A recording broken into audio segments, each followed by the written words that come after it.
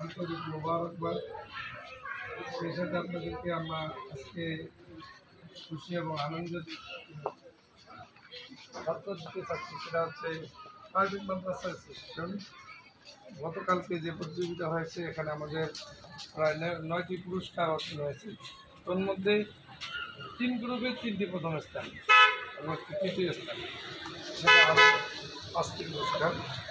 আমরা আজকে বাচ্চাদের প্রথম স্থান হবে তাদের একটু অভিনন্দন করতে চাই। প্রথমে আমি আসতেছি আমাদের হিফজুল কোরআন গ্রুপে যে প্রথম স্থান হয়েছে ওর কাছ থেকে আমরা জিনিস শুনতে চাই।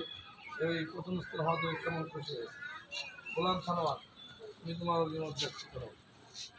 আলহামদুলিল্লাহ, অনেক মেহনত কষ্টের পর আল্লাহ তারা সফলতা দান করেছেন, তাতে অনেক আনন্দ লাগছে আলহামদুলিল্লাহ। তবে কালকে যে প্রতিযোগিতা হয়েছিল অনেক ভালো লাগছিল। প্রতিযোগী কেমন ছিল? প্রতিযোগী ছিল অনেক বেশি ছিল, তার মধ্যে আমাদের মাদ্রাসায় এসেছে 9টি পুরস্কারের মধ্যে। তুমি কততম হয়েছ? প্রথম স্থান।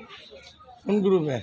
ভিজিট করেন ইশতিয়াক আলী, তুমি তোমার অভিমত ব্যক্ত করো। কালকে কত সব প্রতিযোগী ছিল? 1200। আলহামদুলিল্লাহ, কালকে আমাদের ফাউন্ডেশন প্রতিযোগিতা দিয়েছিলাম, এই ফাউন্ডেশনে প্রায় 1200 ছাত্র প্রতিযোগিতা দিয়েছিলেন। তার মাঝে আমি একজন অনেক মেহনতের কারণে পেয়েছি, হতে পারে আল্লাহ তাআলার রহমতের কারণে। কোন গ্রুপে?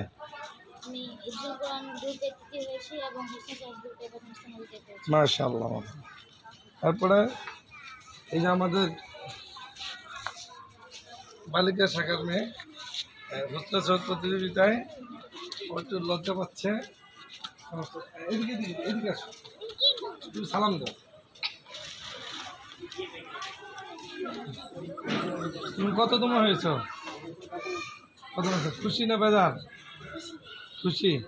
দেশবাসীর কাছে দোয়া চাও, বলো সবাই দোয়া করবে। ইনশাআল্লাহ খুব সুন্দর ফাউন্ডেশন, এই ফাউন্ডেশনের মাধ্যমে বিভিন্ন ছাত্রছাত্রীরা আমাদের আরো কোরআনের এই যে আব্দুল্লাহ বকর ও হিফজুল কোরআন বিভাগে